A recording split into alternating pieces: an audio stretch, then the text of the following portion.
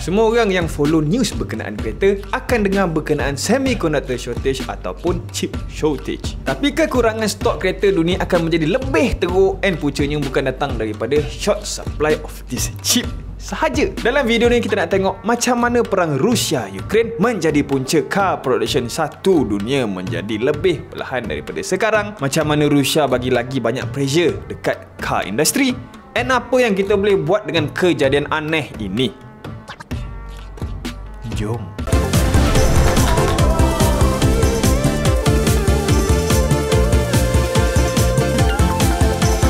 Production yang perlahan for sure memberi kesan kepada harga kereta di dalam trend yang meningkat. Makin naik harga kereta tu. Tapi yang tak naik lagi harga adalah Arilavia Air Freshener. Mampu bertahan sehingga bulan yang kedua, Arilavia Air Freshener diformulasi dengan resepi yang sama EDP perfume dibuat. Kereta bau hapak, tonggeng sekali Arilavia. Kereta bau petai, tonggeng sekali Arilavia. Awet merajuk dekat dalam kereta.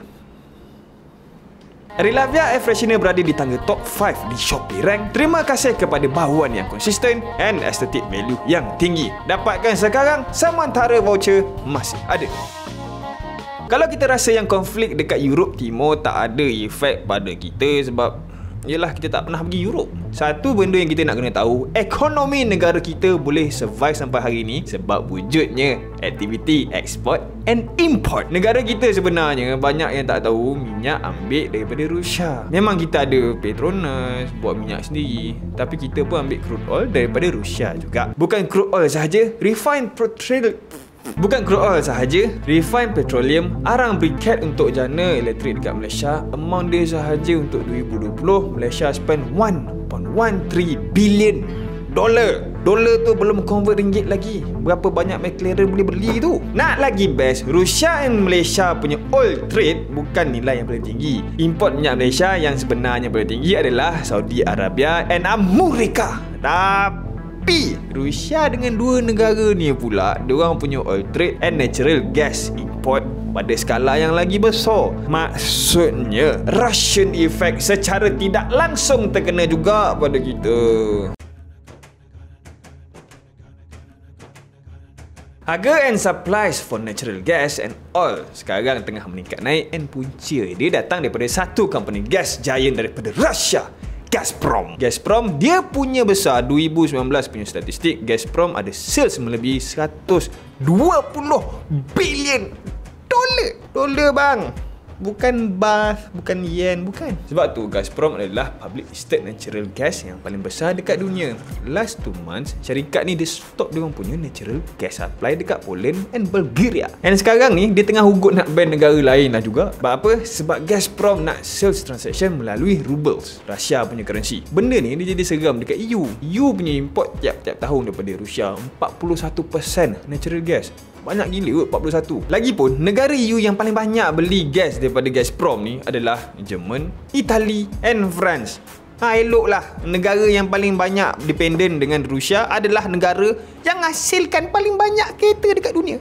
Natural gas ni dia untuk jana kuasa, elektrik, benda-benda asas. And dekat dalam car making industry, natural gas diperlukan secara direct untuk produce car part and assemble kereta tu semua dekat kilang. Even Menteri Jerman pun mengaku yang negara dia totally dependent dengan Russia. And anda kata dia nak back out daripada Rusia tu, semua tu cuma akan boleh jadi selepas 2024. Lama babe. And pasal car maker directly, Volkswagen dependent sebanyak 80% daripada non-renewable energy. BMW atas daripada 60% untuk energi yang sama. Volkswagen CEO siap bagi warning lagi yang kalau kata kena cut lah gas tu daripada Rusia, Volkswagen tu sendiri boleh jatuh teruk. Sebab tu sekarang ni 3 CEO daripada Volkswagen, BMW and Mercedes tengah buat deal dengan government untuk diversify diorang punya energy import. And jangan lupa diorang ada masalah lain juga, and that is semiconductor shortage. And ketiga-tiga car maker punya OEM supplier tu pula kebetulan daripada Ukraine. Ini Jerman punya cerita. Tapi bang, kalau kereta Jerman sangkut, kita beli Ferrari kereta Itali. Itali pun kena bang. Europe secara keseluruhan, apabila Rusia ban natural gas supplies, efek paling terkesan adalah pada car maker punya paint shop.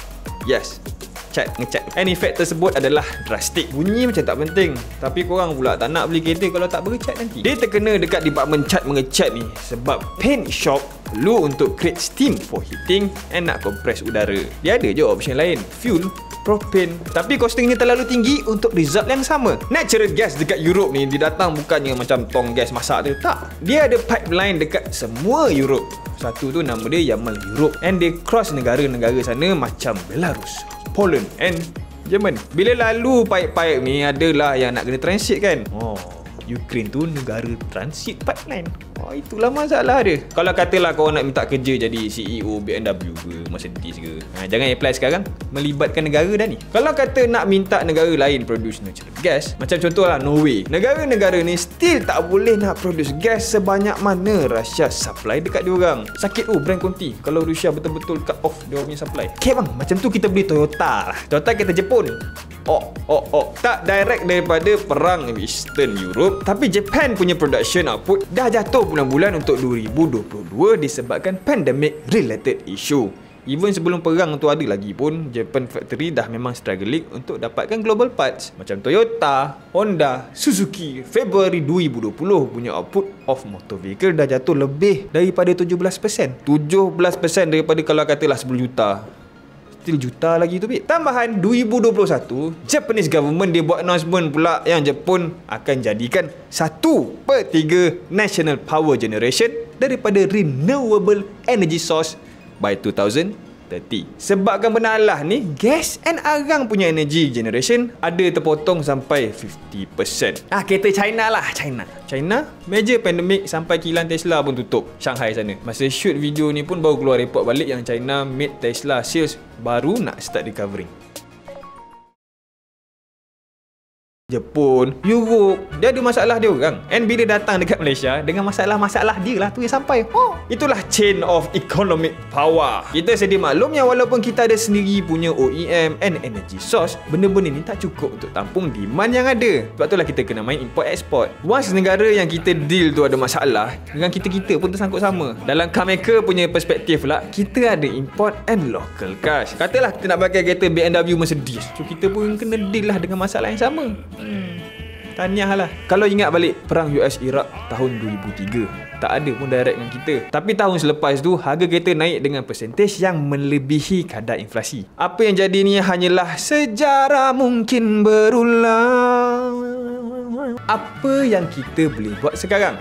For sure kita as an individual tak ada power untuk buat apa-apa dengan harga yang akan naik ni. But best we can do is vehicle wise, stick dengan used car sebab stok yang obviously visible. Kereta baru sangat lambat untuk kita tunggu, and currently saya sendiri pun ada 3 customer yang tengah tunggu kereta, semua Pro 2. Yang 3 ni pun dah tunggu pada bulan-bulan lepas dah pun. Benda ni normal lah. Agak-agak yang beli kereta dengan saya tengoklah video ni. Terima kasih kerana menonton video ini. Sila subscribe to this channel sekarang, sebab kalau korang tak subscribe, kata lepas pula video-video lain nanti. Beli Relavia Air Freshener untuk dapatkan pengalaman memandu yang lebih baik. Full artikel dekat dalam buatbincang.com. Jumpa lagi lepas ni. Bye.